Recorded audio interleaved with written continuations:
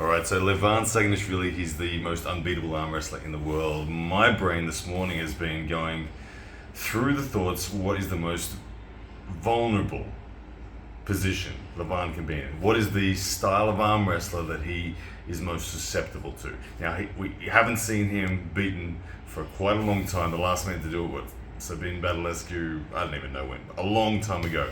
Over 7 years ago or something like that, since he's been beaten in. That was in a WAF championship, and it was different. But since he's really gone on to become the dominant man that he is from 2019 forward, he's been untouchable, and every style that's been thrown at him has failed. Now everyone at the moment is circling him. We've got Vitaly Leletin, we've got Devin Larratt, we've got Hermes Gasparini, we've even got people like Michael Todd desperate for a chance at him. We've seen Jerry Cataret throw the kitchen sink at him very unsuccessfully.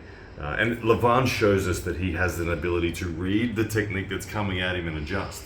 He's not just a strong guy, he's a technical arm wrestler. So what is the answer? Now, for me, if we look in the broad spectrum, we say, okay, his hand and wrist versus his pronation versus his bicep versus his side pressure, which one of those things is most vulnerable? I'm going to work sort of in reverse order.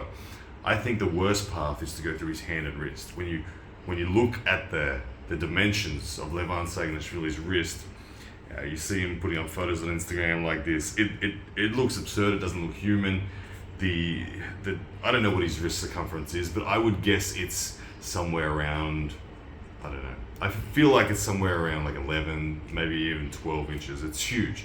It's a wrist bigger than anybody else's out there. And straight away, what that does is, even if he is not stronger in a muscular sense than his opponent, by the sheer nature of the width of the joint, he is more stable through that. It is more difficult to get around his wrist, it's more difficult to affect his riser, it's more difficult to affect his wrist flexion, all because of the thickness, the circumference of the man's wrist. So straight away, I think his wrist is the last place to go. And when you look at the muscle mass that's supporting the wrist as well, it's clearly off the charts. So defeating Levan's wrist flexion or anything else like that, not that it can't be done, like a king's move might flatten it out, but you have to trade so much else just to put some little bullets there, and then he's got bicep left, he's still got pec and shoulder, so it's not going to work.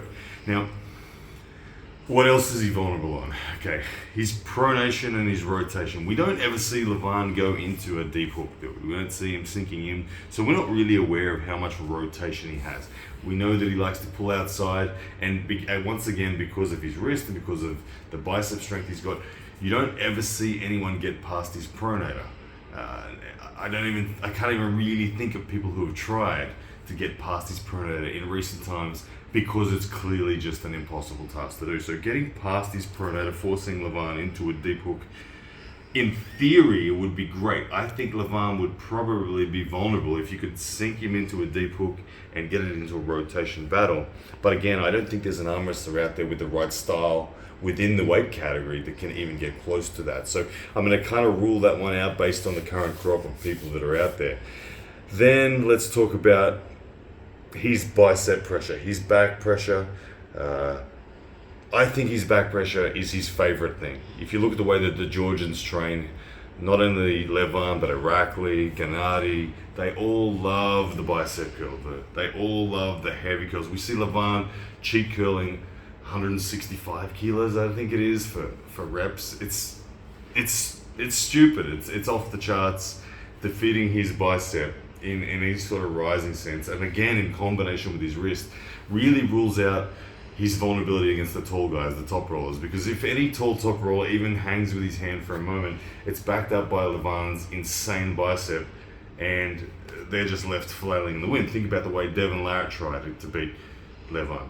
He hung with him up the top. Yeah, he did. He even maybe won the hand and wrist up the top, but it didn't matter. Levan's bicep was never really affected, where Devin's bicep really had nothing left. Okay, now side pressure. Now we're starting to get into some possibilities of where Levan has vulnerabilities. Think what Hermes Gasparini did. Now, Hermes Gasparini got close. In that King of the Table battle, he got close, and it was on a lane where Levan couldn't finish with side pressure. Why was that a sticking point? Because Hermes was strong enough to put some threat other places. He did have back pressure, he did have pronation. Even though Hermes lost his wrist, Levan was forced to actually overextend and go for a pin, and it showed that he lacked the side pressure to finish, even though he had the hand control. So this is the lane. Side pressure is where Levan is most vulnerable. Now, the next problem is there is no arm wrestler with sufficient side pressure in the super heavyweight division. This might be controversial, but this is what I think would be the best to defeat.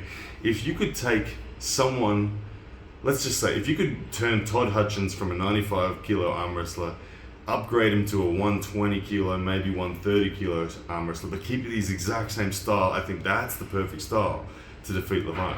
Levan's lanes are wrapped up here, they're wrapped up there, and no one's getting him into a deep hook, but he does overextend and shows that he doesn't have side. Someone like a Todd Hutchins style puller, he is strong enough through his back pressure to survive an initial surge against someone who is a solid attacker. So he's someone like Todd Hutchins doesn't care if he gets turned over, doesn't care if his wrist gets dumped, he will still pull with immense side pressure. And that side pressure needs to have longevity, that side pressure needs to be able to defend, and that side pressure needs to ultimately be able to get onto the bicep of Levan Saakashvili. So Todd Hutchins, I don't know if you're out there and you want to become a super soldier and go up to 130 kilos, but maybe he does, I don't know. Probably not, he's too old for it. But if anyone in the world is going to defeat Levan, I feel it's going to be in the side pressure lane. Let me know what you think.